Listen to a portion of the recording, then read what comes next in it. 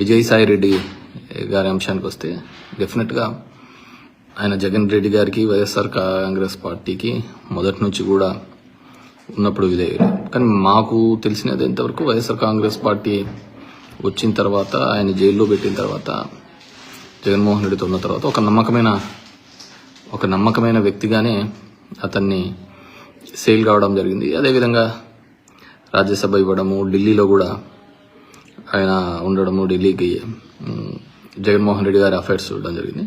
కానీ గవర్నమెంట్ వచ్చిన తర్వాత వైజాగ్, ఉత్తరాంధ్రకి ఆయన ఇన్ఛార్జ్గా ఉండడం, సమ్ నెగిటివ్ పార్ట్స్ కూడా ఉన్నాయి.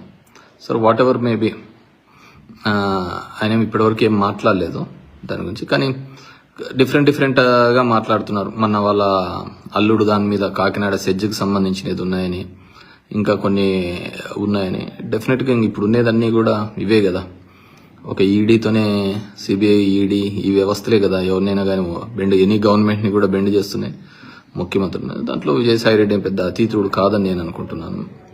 సో ఆయన లేదు అనుకున్నా కానీ దీనికోసమే ఉన్నాడనేది ప్రతి ఒక్కరికి తెలిసిన విషయం. లేకుంటే దెర్ ఇస్ నో ఇష్యూ. ఏం రాజకీయం చేయలేని పరిస్థితి, ఇప్పుడు చెప్పలేని పరిస్థితి అంటే ఆయనకేముంది. So is very much comfortable.